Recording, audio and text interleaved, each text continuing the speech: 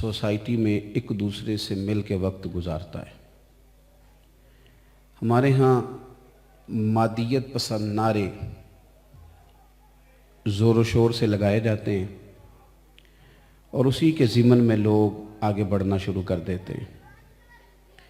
इस वतन के अंदर कई मरतबा ये नारे लगे हैं कि बुनियादी ज़रूरियात अगर हों तो इंसान ज़िंदगी सही गुजार सकता है, बल्कि रट्टा लगा के शोर करके ये नारा लगाया जाता है कि रोटी कपड़ा और मकान।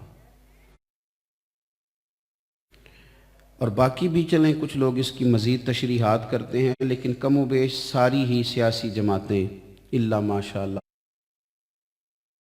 फलाही तंजीमें मुल्क के अंदर किसी भी तरह से काम करने वाली NGOs बहरहाल यही काम करती हैं कि हम लोगों को रोटी देना चाहते हैं, हम अच्छी तालीम का बंदोबस्त करना चाहते हैं, मुआशरे के अंदर कमज़ोर तबकात के लिए ऊपर उठने के मौके हम फराहम करना चाहते हैं। रोटी और कपड़ा मकान ये बुनियादी ज़रूरियात अगर मुयस्सर आ जाएंगी तो इंसान अच्छे तरीके से वक्त गुजार सकेगा। आप तवज्जो करेंगे मेरी बात पे। फ़ोटो दीन के अंदर सवाब कोई नहीं रखती। हाँ, मेहरबानी फरमाया करें, इतना ज़्यादा इसको तारी ना करें कि नफसियाती मसला बन जाए। अल्लाह आपको जज़ाए खैर दे। ये तो अजर के लिए बैठे हैं हम, तो अजर वाले कामों वो भी एक मूवी है जो फरिश्ते भी बना रहे हैं, उस पर भी थोड़ी तवज्जो होनी चाहिए। भाई, रोटी कपड़ा मकान और यही नारा और इसी का ज़ोर शोर और इसी के गिर्द सारी दुनिया घूमती है। और बहुत सारी तंजीमें पूरी दुनिया भर में वो कहते हैं कि भूखों को खाना खिलाएंगे, कपड़ा पहनाएंगे। बिल्कुल ठीक है, ये बात खुशाइन है, हौसला देना चाहिए, हौसला अफजाई करनी चाहिए। पर मेरा एक सवाल है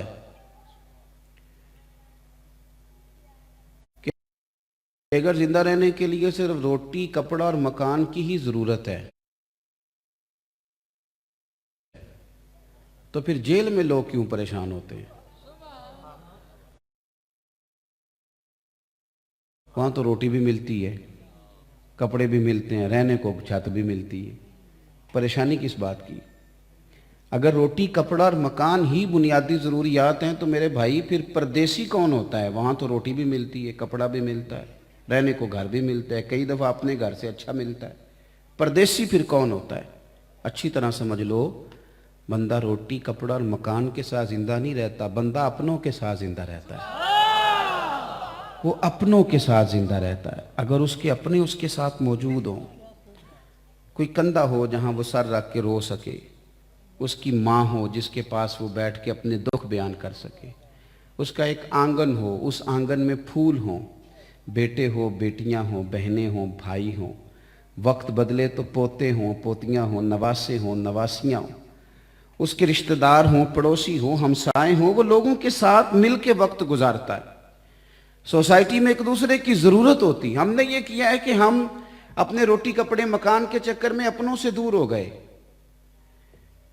हम आहिस्ता आहिस्ता रद्द अमल के तौर पर ही सही, पर तबीयतें एक दूसरे के खिलाफ हो गई, मिजाजों में तलखियां आईं।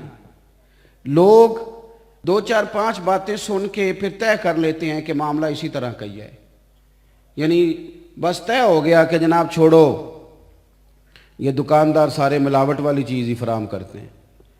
बस वो 5 4 6 चीज़ें हमने सुन ली, फिर हमने हर दुकानदार को उसी ऐनक से देखना शुरू कर लिया।